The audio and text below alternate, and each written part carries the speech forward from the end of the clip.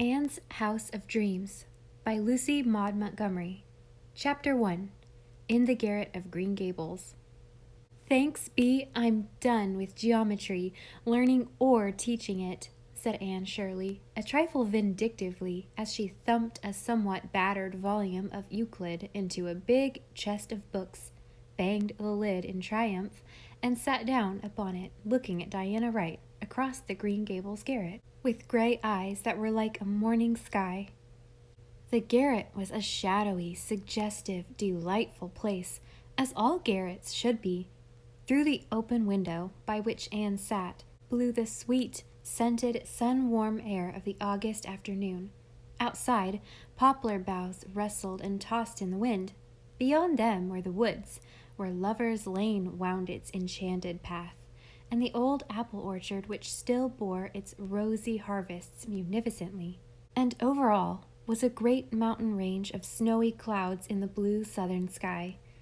Through the other window was glimpsed a distant white-capped blue sea, the beautiful St. Lawrence Gulf, on which floats like a jewel Abegweit, whose softer, sweeter Indian name has long been forsaken for the more prosaic one of Prince Edward Island. Diana Wright, 3 years older than when we last saw her, had grown somewhat matronly in the intervening time, but her eyes were as black and brilliant, her cheeks as rosy, and her dimples as enchanting as in the long-ago days when she and Anne Shirley had vowed eternal friendship in the garden at Orchard Slope. In her arms she held a small, sleeping, black-curled creature who for 2 happy years had been known to the world of Avonlea as Small Anne Cordelia. Avonlea folks knew why Diana had called her Anne, of course, but Avonlea folks were puzzled by the Cordelia.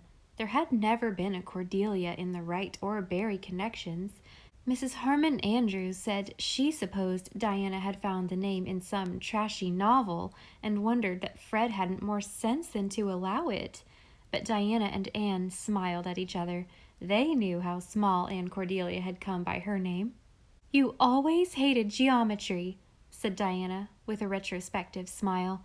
"I should think you'd be real glad to be through with teaching anyhow." "Oh, I've always liked teaching, apart from geometry. These past 3 years in Summerside have been very pleasant ones.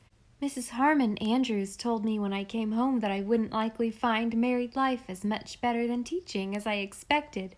Evidently Mrs. Harmon is of Hamlet's opinion that it may be better to bear the ills that we have than fly to others that we know not of." Anne's laugh, as blithe and irresistible as of yore, with an added note of sweetness and maturity, rang through the garret. Marilla, in the kitchen below, compounding blue plum preserve, heard it and smiled, then sighed to think how seldom that dear laugh would echo through Green Gables in the years to come. Nothing in her life had ever given Marilla so much happiness as the knowledge that Anne was going to marry Gilbert Blythe, but every joy must bring with it its little shadow of sorrow. During the 3 Summerside years, Anne had been home often for vacations and weekends. But after this, a biannual visit would be as much as could be hoped for. "You needn't let what Mrs. Harmon says worry you," said Diana, with the calm assurance of the 4 years matron. "Married life has its ups and downs, of course. You mustn't expect that everything will always go smoothly, but I can assure you, Anne, that it's a happy life when you're married to the right man." Anne smothered a smile.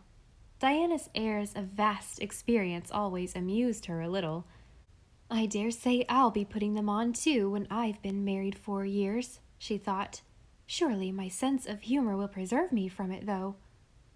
"Is it settled yet where you're going to live?" asked Diana, cuddling Small Anne Cordelia with the inimitable gesture of motherhood which always sent through Anne's heart, filled with sweet, unuttered dreams and hopes, a thrill that was half pure pleasure and half a strange, ethereal pain. "Yes, that was what I wanted to tell you when I phoned to you to come down today. By the way, I can't realize that we really have telephones in Avonlea now. It sounds so preposterously up-to-date and modernish for this darling, leisurely old place." We can thank the AVIS for them, said Diana. We should never have got the line if they hadn't taken the matter up and carried it through. There was enough cold water thrown to discourage any society, but they stuck to it nevertheless. You did a splendid thing for Avonlea when you founded that society, Anne.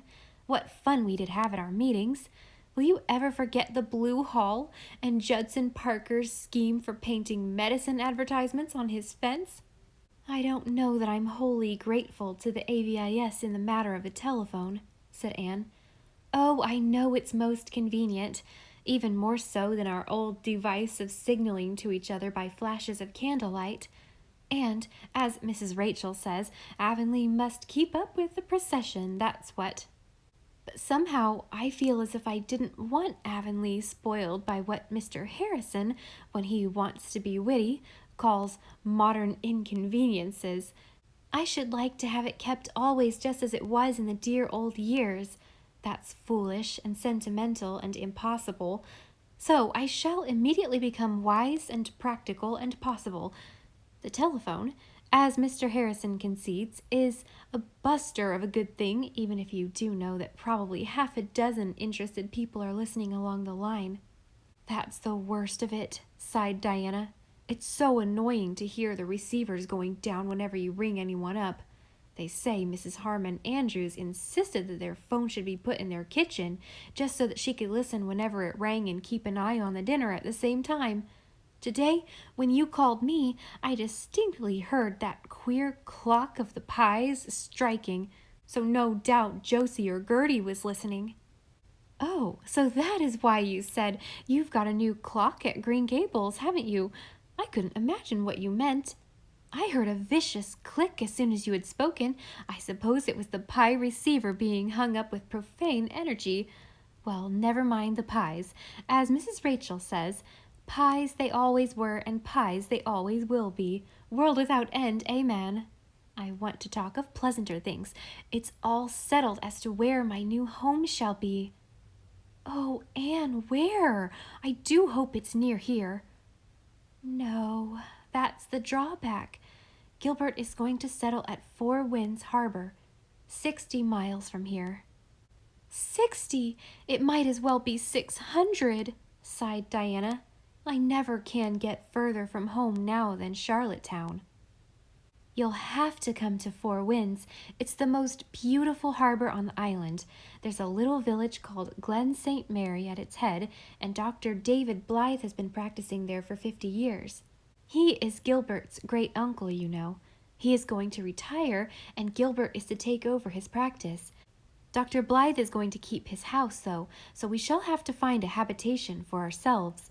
I don't know yet what it is, or where it will be in reality, but I have a little house of dreams all furnished in my imagination, a tiny, delightful castle in Spain. Where are you going for your wedding tour? Asked Diana. Nowhere. Don't look horrified, Diana, dearest. You suggest Mrs. Harmon Andrews.